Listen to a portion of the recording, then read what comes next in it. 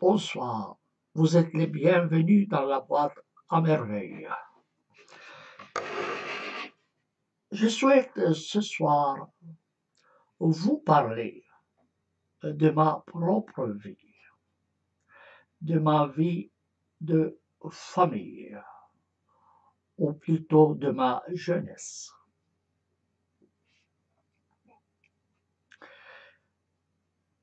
Je viens d'une famille paysanne palestinienne, chrétienne,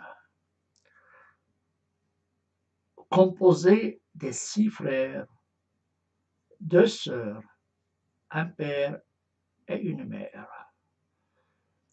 Une famille simple, pauvre. Nous avons vécu dans une seule chambre, 5 mètres sur 5, qui nous servait de chambre pour dormir, pour accueillir les gens, pour manger et même pour faire notre bain hebdomadaire.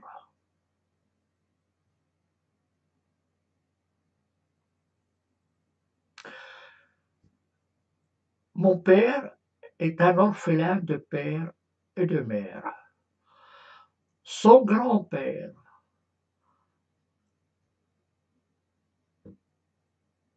a décidé de le marier à une fille qui soit plus solide que lui pour le soutenir. Et il a choisi pour cela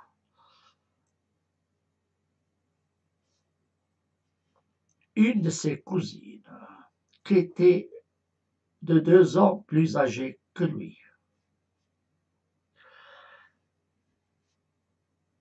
Cette cousine n'aimait pas mon père, mais elle a été contrainte de l'épouser.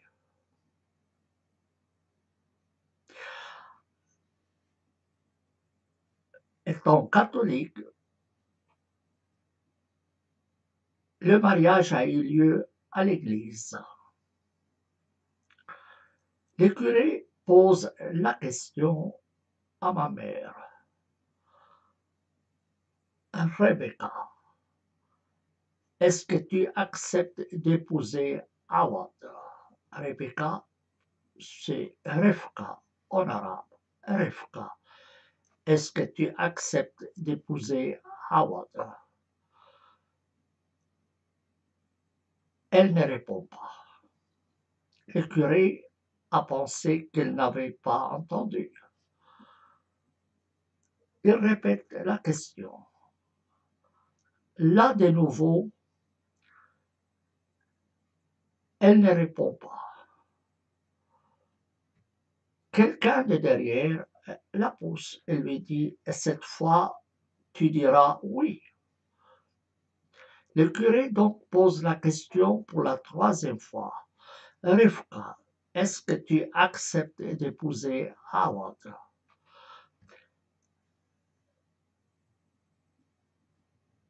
Et Rivka, alors âgée de 16 ans,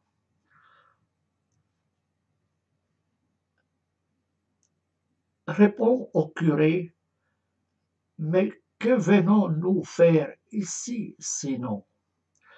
Marie-nous et tais-toi. » Imaginez une fille de 16 ans avec un jeune homme de 14 ans dans une église pleine qui tient tête au curé et qui lui répond. Mais que venons-nous faire alors? Marie-nous et tais-toi. Et l'expression est connue dans tout le village. Challel Wuskut. Challel Wuskut, en dialecte palestinien, signifie célèbre le mariage et tais-toi.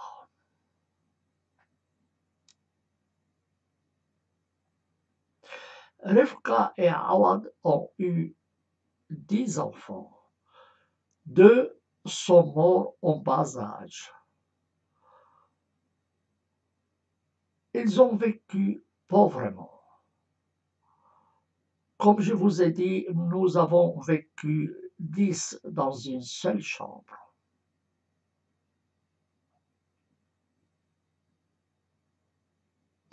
Malheureusement, je n'ai pas eu beaucoup d'expérience avec ma maman et mon père, puisque à l'âge de 11 ans, j'ai quitté ma famille pour aller dans un séminaire près de Bethléem afin de devenir prêtre. Pour une raison ou une autre, j'ai été renvoyé du séminaire après 4 ans d'études. Je passe sur le reste de ma vie. J'ai obtenu une bourse pour venir en Suisse. J'ai fait des études et j'ai occupé le poste de responsable du droit arabe et musulman à l'Institut suisse de droit comparé pendant 29 ans. En tant que juriste, j'étais souvent confronté à des divorces. Les avocats nous posaient des questions, de même que les tribunaux. Et des couples venaient me consulter concernant des procédures de divorce.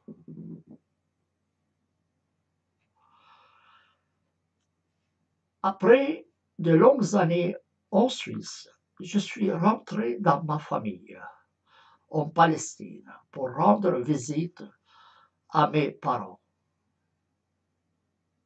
Le curé du village est venu nous rendre visite, comme d'habitude, pour me dire la bienvenue dans le village. Nous étions assis devant la maison, toujours une seule chambre.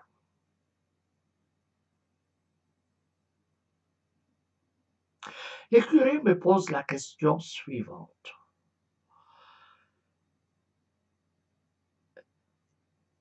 J'ai entendu qu'en Suisse, il y a des divorces. Je viens d'une famille catholique, avec un mariage catholique, et donc le divorce est inconnu. Il n'y a pas de divorce dans ma communauté. Le curé, qui n'a probablement jamais quitté le pays, et qui pourtant a fait de longues études avant de devenir curé dans le même séminaire que j'avais fréquenté quand j'étais jeune. Donc le curé me pose la question, est-ce vrai qu'en Suisse, il y a des divorces? Ma maman était assise à ma gauche, le curé à ma droite. Et la maman écoutait attentivement. Je réponds au curé que malheureusement la Suisse connaît un taux élevé de divorce. Presque la moitié des couples finissent par se séparer.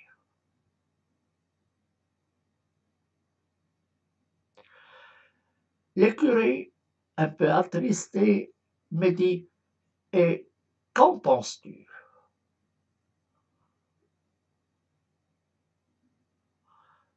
Je lui dis, forcément, je ne suis pas en faveur du divorce, mais que faire?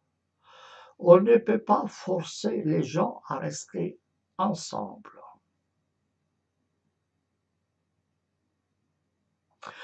Ma maman m'entend. Elle me tape sur les genoux et me dit, qu'as-tu dit? Est-ce que tu peux répéter?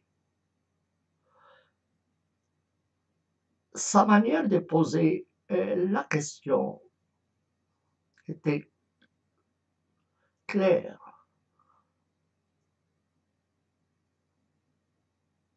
Elle n'était pas d'accord avec ma réponse.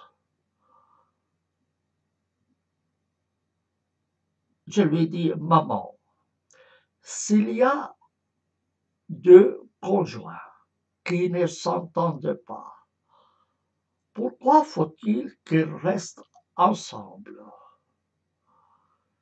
Ne serait-il pas mieux qu'ils se séparent au lieu de se déchirer à la longueur des jours, des mois et des années?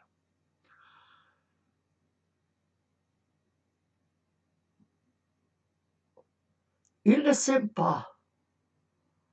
Pourquoi faut-il qu'ils restent ensemble? Ma maman, entendant le mot aimer, sursaute. Tu dis quoi, mon fils? Ils ne s'aiment pas? Comment? Que signifie le mot aimer? Mais maman, ils ne s'entendent pas. Ils se disputent à la longueur de la journée. En bref, ils ne s'aiment pas. Il me dit, mais ça signifie quoi aimer, mon fils? Ça signifie quoi aimer? Écoute, mon fils, me dit-elle, si tu permettais le divorce dans notre village, la moitié des couples se détruiraient. Et ainsi tu détruirais des familles. Qui va s'occuper des enfants? Écoute, mon fils, eh bien non, je ne suis pas d'accord avec toi, mon fils. Aimer ou pas aimer, ça n'a aucun sens. Ils doivent rester ensemble jusqu'à leur mort. Après tout, ils se sont engagés à vivre ensemble et ils doivent rester ensemble pour sauvegarder la famille et pour protéger les enfants. Il faut que tu réfléchisses bien aux conséquences du divorce. Inutile de vous dire que ma maman n'est pas docteur en droit. Elle est même analphabète, pour tout vous dire. Elle n'a jamais été à l'école. Mais c'était sa manière de voir les choses.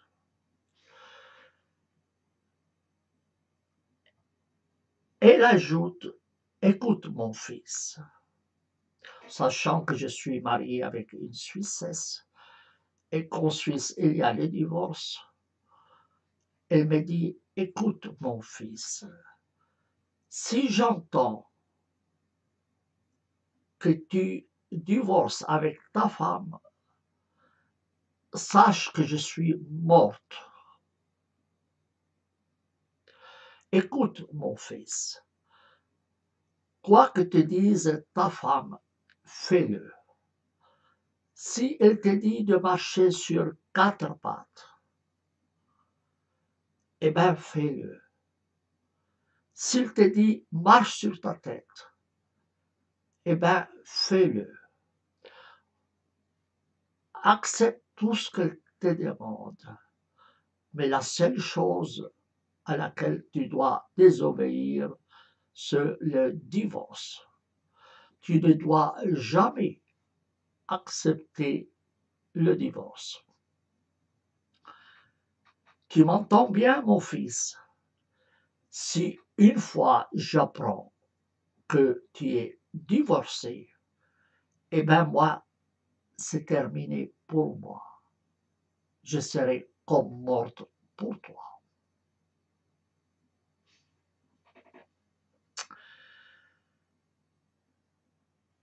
Après une courte visite au village, je suis rentré en Suisse. J'ai continué mon travail de juriste. Mais cette histoire m'a beaucoup marqué. Et lorsque des Suisses venaient chez moi pour me demander conseil concernant leur divorce, je leur disais, écoutez, à vrai dire, c'est votre problème, mais puisque vous venez me consulter, alors je vous dirai la chose suivante. Allez avant tout convaincre ma maman. Et si vous arrivez à la convaincre, revenez chez moi et je vous donnerai les conseils que vous voudriez. Les couples étaient surpris de ma réponse. Mais ta maman, elle est où? Je dis, elle est en Palestine. Mais elle est juriste. Mais non, c'est une analphabète, une paysanne qui ne sait ni lire ni écrire, une vieille femme. Et tu veux qu'on aille la convaincre? Je dis oui. Eh bien, si vous arrivez à la convaincre, vous revenez chez moi et je vous aiderai. Mais messieurs, nous sommes en Suisse, nous ne sommes pas en Palestine. Je dis, j'y peux rien pour vous. Malheureusement, ma maman n'est pas d'accord. Alors, avant que je vous aide, allez convaincre ma maman et par la suite vous revenez et je vous écouterai. Je me rappelle d'un repas de famille, par terre, parce qu'on mangeait par terre avec un seul plat. Tous assis autour de ce plat. Mon père nous raconte l'histoire de son mariage avec ma maman. Et il nous raconte ce qui s'était passé à l'église lorsqu'elle avait 16 ans et lui 14 ans. Et après avoir raconté l'histoire de la maman qui refuse de dire oui et qui, après une troisième fois, le curé lui dit, Rivka, est-ce que tu acceptes d'épouser Awad? Elle lui répond, mais que venons-nous faire ici? Célèbre le mariage et tais-toi. Tchallel Ouskut. Et le père ajoute, vous voyez mes enfants, votre maman jusqu'à aujourd'hui, elle n'a pas dit oui. Jusqu'à aujourd'hui, votre maman n'a pas dit oui. Et si vous me demandiez si j'aimais votre maman, en mon âme et conscience, je vous dirais non, je ne l'aime pas. Nous étions surpris. Notre vieux papa se rappelle de son jour de mariage quand il avait 14 ans et ma maman 16 ans. Après avoir raconter cette histoire, il ajoutait: voyez-vous, je n'aime pas votre maman, mais si je devais faire le tour de la terre 10 fois, je ne trouverais pas une femme meilleure qu'elle.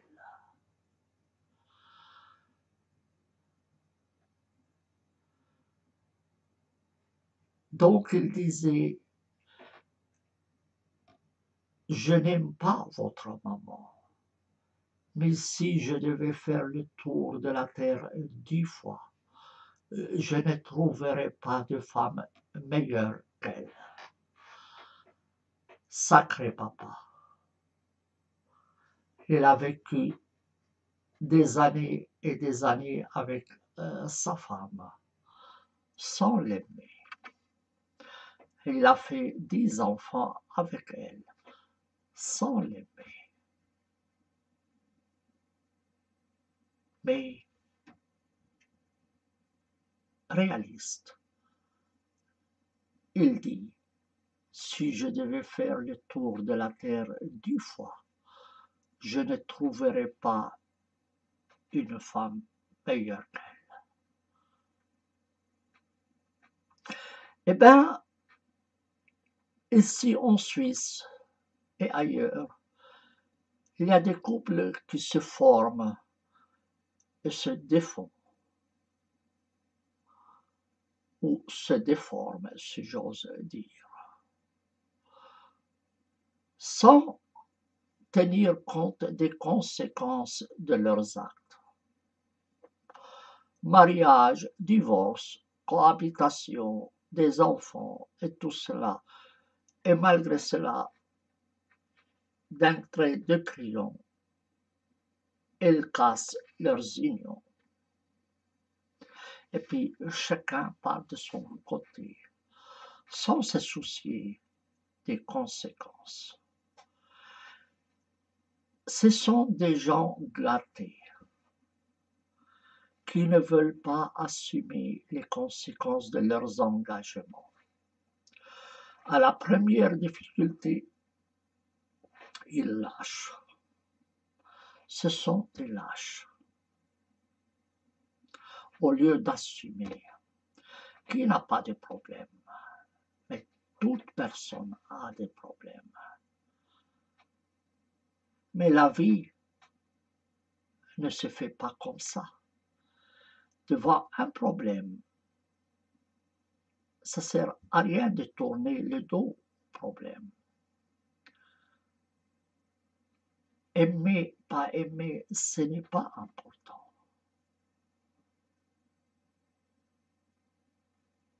Tu t'es engagé, tu assumes et tu mesures les conséquences de tes actes, surtout pour les enfants. Je souhaitais raconter cette petite histoire de ma vie pour X raisons. Mais peut-être fera-t-elle réfléchir certains de mes auditeurs.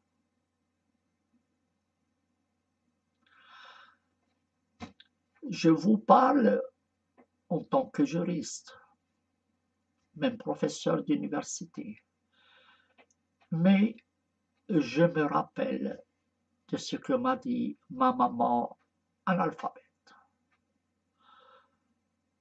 qui m'a beaucoup appris, qui m'a appris le courage à affronter la vie. Peut-être je reviendrai vers vous avec une autre histoire de ma maman. Sur ce, je vous souhaite une bonne soirée et à la prochaine. Au revoir.